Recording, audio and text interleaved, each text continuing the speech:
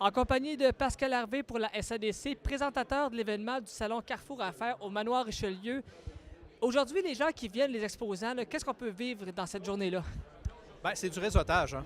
Je pense qu'il ne faut pas passer à côté. On a un thème qui est basé sur l'achat local, sur l'économie circulaire.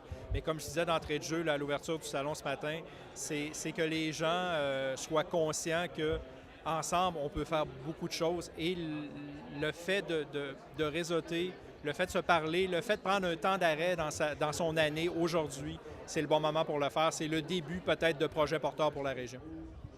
Les gens également peuvent créer des liens. Aussi, au bout de la ligne, on peut remporter quelques prix. Donc ça, au bout de la ligne, pour les gens, c'est intéressant parce qu'on peut s'amuser, participer et gagner finalement. Bien, effectivement, c'est un concept qui est tout nouveau. C'est organisé en collaboration avec la base, avec la Chambre de commerce.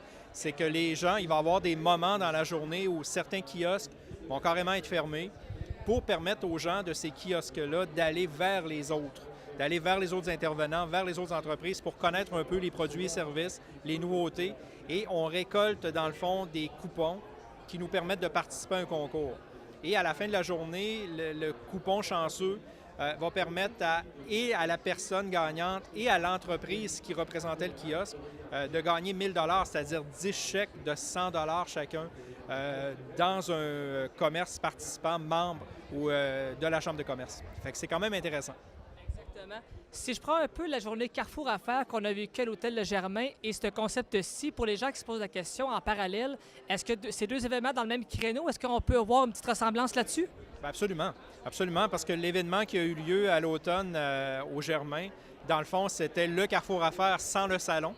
Et là, on revient pour la 3e édition du Salon Carrefour Affaires ici au Fairmont, le Manoir Richelieu, où là, c'est vraiment un parquet avec des kiosques, tandis que ce qu'on a vécu au Germain, c'est comme un entre-deux.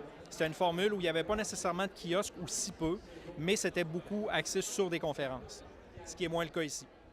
Justement, on en parle des conférences parce qu'on avait, entre autres, deux conférenciers locaux, si je peux dire, Jean-Victor Rossetti et David Bernard, que tu as pu assister justement à GAEP. Comment tu as trouvé ça, tes impressions?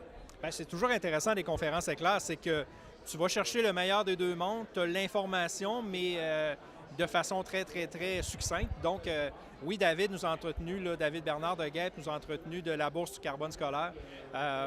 C'est très, très, très intéressant de savoir un peu ce qui se passe dans le cadre de ce programme-là.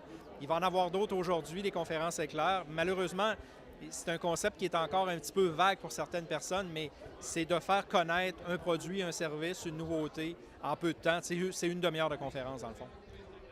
Quand on dit conférence éclair, moi, en termes de mots, là, je compare ça un peu à du speed dating ou, si on peut dire, pour le conférencier, ça s'appelle convaincre en peu de temps, finalement. Ah ouais, c'est du speed dating avec de la matière. Il faut avoir quelque chose à dire, puis en une demi-heure, il faut pas que tu aies convaincu les gens du bienfait de ton projet, mais dans le fond, c'est de leur donner le goût d'en savoir plus. On est à la 3e édition aujourd'hui. Si on voit les années précédentes, qu'est-ce qu'on retient en termes de nouveautés, aussi en termes peut-être d'expansion côté pour attirer le plus de gens possible? Bien, dans le fond, la nouveauté cette année, c'est qu'on permet quand même à des gens de l'externe de venir rencontrer les entreprises et les organismes du milieu. Avant, c'était plus un concept B2B, où là, c'était vraiment les gens entre eux, les gens qui occupent des espaces qui peuvent se parler entre eux. Là, on est plus dans le B2B et le B2C vers les consommateurs. On aura à faire un post-mortem avec la Chambre de commerce pour voir comment on enligne le tir pour les prochaines années, parce qu'on le souhaite. C'est un branding qui est là, c'est un branding qui est solide. On souhaite de la pérennité dans ce cadre-là. Puis on aura à voir qu'est-ce qui a bien fonctionné, qu'est-ce qui a moins bien fonctionné. On va quand même avoir 3 années d'expérience dans le salon. Puis c'est de voir un peu les succès. Au niveau des exposants, on peut voir il y a de l'Est, il y a de l'Ouest également. Et des fois, on dit que l'Est et l'Ouest sont un petit peu séparés, mais si on veut créer des liens, je pense que là, en les rassemblant tout le monde ensemble, c'est le meilleur moyen, là. Bien, c'est le meilleur moyen, effectivement. C'est que là, tu as des entreprises, des organismes de tout le milieu, de tout le territoire, et il y a même beaucoup quand même d'exposants de Québec. Là, on voit que faire partie de la capitale nationale, bien, ça a ses avantages. C'est que les organismes de Québec viennent nous voir parce qu'on fait affaire avec eux au quotidien. Mais tu le dis, je pense que briser la frontière Est-Ouest, aujourd'hui, c'est le meilleur moyen pour ça.